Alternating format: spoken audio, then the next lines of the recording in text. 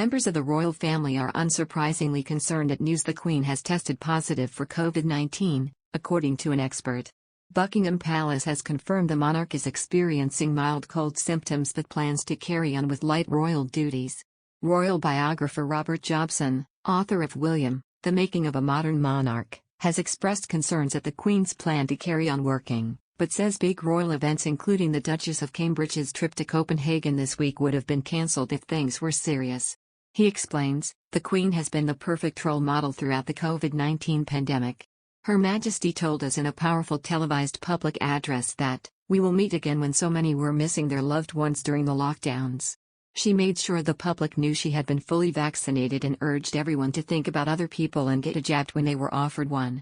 And as others in public office who should have known better, partied in the corridors, or at least gardens of power, she stuck to the rules and sat alone at her beloved husband, Prince Philip's, funeral in April last year.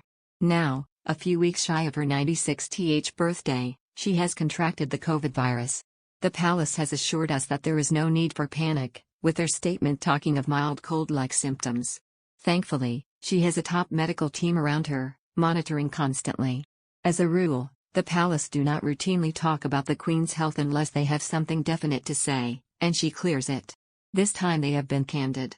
What concerns me, however, is the reference to Her Majesty continuing with light duties at Windsor over the coming week. I really think given her great age, that she should have a complete rest, and leave the duties to others in her family. There is no doubt the Prince of Wales and his family will be concerned by this development and won't be complacent. Charles often spends longer at Windsor Castle when he visits these days, so that he can enjoy quality time with his mother. Kate, Duchess of Cambridge flies to Copenhagen this week for a series of solo engagements. If there was a serious cause for concern, I am sure that overseas visit would have been postponed. That said, every time there is a palace bulletin about the health of the monarch, it focuses the minds of her family and her loyal subjects during this Platinum Jubilee year. Robert also believes the Queen's latest health battle will be yet another reminder to Prince Harry of the distance between his new life in the US and his elderly relatives. He adds, I am sure it will focus the mind of Prince Harry too, who was once so close to the Queen.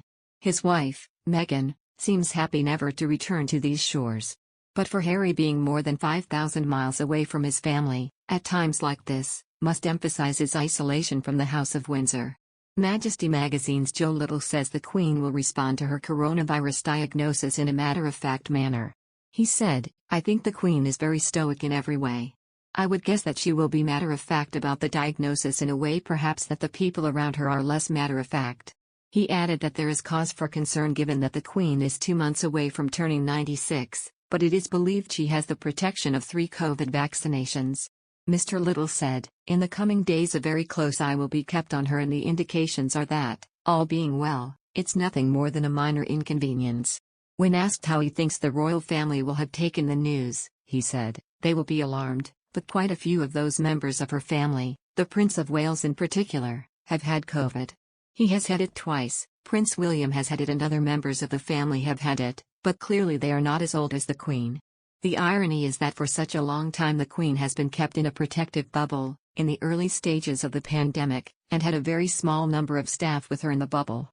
Things have moved on since then and she's been receiving people at Windsor Castle as she did only a few days ago. Only recently the Queen of Denmark, who is in her 80s, had COVID and was in isolation for a few days and then recovered, he added. Hopefully this will be the same for Queen Elizabeth II. According to Telegraph, Prince Harry is still a UK citizen and is eligible to serve his grandmother as one of her 4 councillors of state because he qualifies as being domiciled in Britain thanks to his old Windsor address. The lease of the cottage reportedly expires on March 31st. A source with extensive knowledge of the legal issues told the Telegraph that councillors must only be domiciled in the UK, with 2 historic examples of individuals who lived abroad while remaining in the role, one against his will as a prisoner of war and the other working in a realm. The Sussexes paid back the £2.4 million of renovations to the Windsor home, including rent up to March 2022. Details of Harry's UK living arrangements have become a constitutional matter due to his role as one of the Queen's 4 councillors of state. According to the report, until now, that decision has been considered a matter for the Sussex family, with the Duke this week insisting he still considers the UK home but feels unsafe visiting because of unresolved security arrangements. Through lawyers, He has emphasized his wish to return to Britain to see his family and friends, as well as his old charity patronages, but has so far returned on only a handful of occasions since moving his family to the USA. A spokesman for the Duke told the publication, "There are no planned changes to the current arrangement.